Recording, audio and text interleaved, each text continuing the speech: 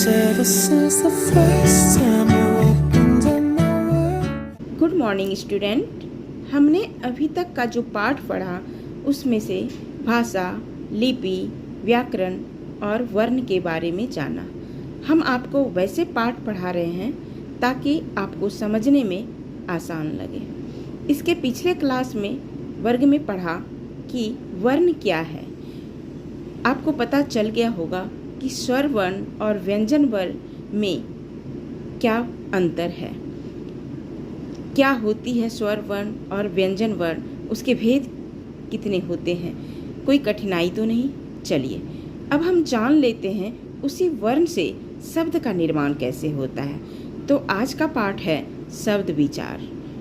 वर्ण में आपने पढ़ा होगा कि वर्ण दो प्रकार के होते हैं, स्वर वर्ण और व्यंजन वर्ण। स्वर वर्ण में आपने पढ़ा होगा अ, आ, ई, उ, ए इत्यादि। व्यंजन वर्ण में पढ़ा क, ख, ग, घ, अ, खाली इत्यादि। साधारण तौर पे हम इस तरह, ये क्या है कि हम इसको ऐसे परिभाषित कर सकते हैं कि वर्णों का सार्थक और स्वतंत्र समूह शब्द कहलाता है। आपने ये देखा कि कई वर्णों के मेल से जो शब्द का निर्माण होता है वह शब्द कहलाता है। तो आपने क्या देखा, कई वर्णों के मेल से। वर्ण क्या है, स्वर वर्ण और व्यंजन वर्ण, इसमें दोनों आ जाते हैं। तो स्वर आ और व्यंजन वर्ण क, ख, ग। तो ये दोनों जब समूह मिलता है, वर्ड्स मिलता है, तो एक शब्द का निर्माण होता है। जैसे कमल। तो कमल में आपने क्या देखा, क प्लस अ प्लस म प्लस अ प्लस ल प्लस अ, इस तरह करके एक वर्ड्स बना। तो चलिए आइए शब्द की परिभाषा को जान लेते हैं। शब्द वर्णों का ऐसा समूह होता है जिसका कोई अर्थ हो। क्या कह रहा है, शब्द वर्णों का ऐसा समूह हो जिसका कोई अर्थ हो। जैसे कोई शब्द है, कोई शब्द बन जाता है, उसका कोई अर्थ निकले उससे, उसे हम शब्द कहते हैं। वर्णों, जैसे भाषा में कभी कभी सार्थक शब्दों के साथ साथ निरर्थक शब्द का लोग प्रयोग करते हैं जिसका कि कोई अर्थ ना हो।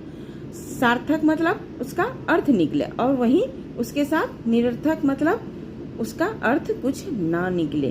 तो लोग ऐसे शब्दों में आमतौर से बोलचाल की भाषा में लोग इसमें बातें करते हैं। जैसे अक्सर आपने सुना होगा किसी के मुंह से ऐसे वर्ड्स निकालते हैं, जैसे चाय वाय, खाना वाना, इस प्रकार के वाय वाना जैसे शब्द को लोग प्रयोग कर लेते हैं, अक्सर करते हैं, लोग कर लेते हैं। लेकिन ये व्याकरण की दृष्टि से अगर हम देखते हैं, ये शब्द जो है निरर्थक शब्द कहलाते हैं जिसका कोई अर्थ ही ना निकले। आप ही बताइए कि वाय और वाना कोई इसका मीनिंग है, इसका अर्थ कोई निकल रहा है? नहीं। तो इसे हम निरर्थक शब्द करते हैं। तो ये जो प्रयोग करते हैं अक्सर, ये कौन से शब्द होते हैं? इसको हम तुक वाले शब्द बोलते हैं। जैसे चाय वाय, खाना वाना, इस तरह के लोग जो अक्सर प्रयोग करते हैं उसे हम तुक वाले शब्द का प्रयोग कहते हैं। तो आशा करती हूँ कि आपको शब्द विचार समझ में आ गई होगी। जो समझ में अगर आ गई होगी तो सही है। अगर आपको नहीं आई, कोई भी कठिनाई हो, तो कोई भी डाउट हो, तो आप कमेंट के माध्यम से हमें पूछ सकते हैं, उसको हम क्लियर करेंगे नेक्स्ट क्लास में।